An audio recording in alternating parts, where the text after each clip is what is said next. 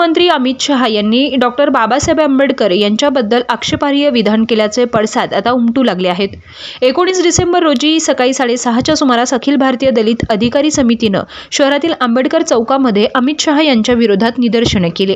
यावेळी भारतीय कम्युनिस्ट पक्षाचे राज्याचे नेते सुभाष लांडे यांच्या मार्गदर्शनाखाली शहरातील आंबेडकर चौकामध्ये अमित शहा यांच्या विरोधात घोषणाबाजी करून अमित शहा यांच्या राजीनाम्याची मागणी केली। तर दुसरीकडे वंचित बहुजन आघाडी आणि आंबेडकरी अनुयायांच्या वतीनं पोलीस निरीक्षक समाधान नागरे, शेवगाव पोलीस स्टेशन तसेच तहसीलदार शेवगाव तहसील कार्यालय यांना केंद्रीय गृहमंत्री अमित शहा यांनी डॉक्टर बाबासाहेब आंबेडकर यांच्याबद्दल अपशब्द वापरून खिल्ली उडवली, हा एक देशाचा अपमान आहे। तसेच केंद्रीय गृहमंत्री अमित शहा यांनी त्वरित राजीनामा द्यावा, तसेच अमित शहा यांच्यावर देशद्रोहाचा गुन्हा दाखल करण्यात यावा, या मागणीसाठी वंचित बहुजन आघाडीच्या वतीनं लेखी निवेदन देण्यात आले। अरे जोर से बोल, अरे मनुवाद पे, अरे सनातन पर, अरे जोर से बोल, अरे बोल मेरे चाचा, अरे बोल मेरे चाचा, अरे बोल मेरे भैया, अरे जोर से बोल, अरे इस शासन पे, अरे दुशासन पे, अरे सनातन शासन पे जोर से बोल, अरे जोर से बोल, अरे अमित शाह पे बाबासाहेबांचा अपमान करणारा अमित शहा राजीनामा द्या, बाबासाहेबांचा अपमान करणाऱ्या गृहमंत्र्याला राजीनामा द्या, बडतर्फ करा।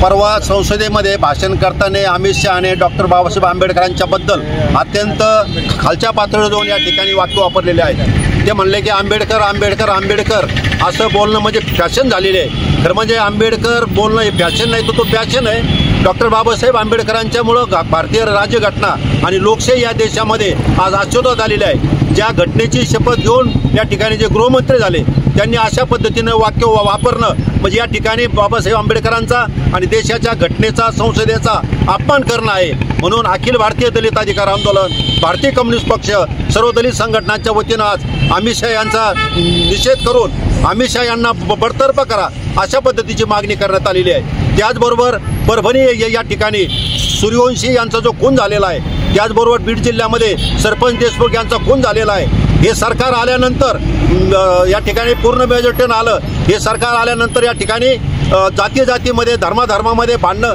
कमी होण्याच्या ऐवजी आणखी वाढलेले आहेत आणि कोणत्या तरी जातीला कोणत्या धर्माला या ठिकाणी हाताशी धरून या ठिकाणी अशा प्रकारच्या कारवाया मोठ्या प्रमाणामध्ये भाजपच्या या राज्य सरकारमध्ये सुरू आहे।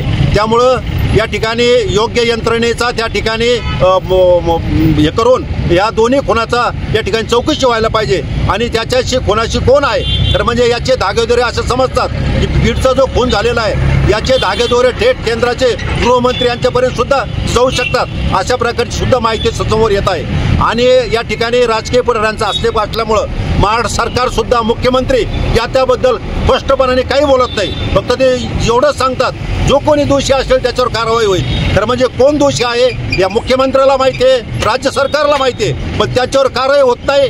ज्यावेळेस काही आंदोलन सुरू झालं त्यावेळेस काही लोकांना अटक केली जाते। म्हणजे या ठिकाणी तुमचे बरोबर असणारे मंत्री असणारे, तुमचे आमदार असणारे, आता परभणीमध्ये त्या तरुणाचा खून करण्यात आला।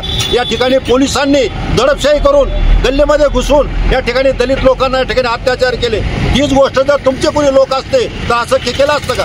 म्हणजे ज्या वेळेस अशा घटना झाल्या त्यावेळेस भाजपनं या ठिकाणी सूडबुद्धीनं या ठिकाणी कारवाई केलेली आहे। यांना घटना मान्य करायची नाही। डॉक्टर बाबासाहेब आंबेडकरांचं नाव घेणारे जे कोणी असतील त्यांच्यावर या ठिकाणी घरात घुसून अन्याय करायचा।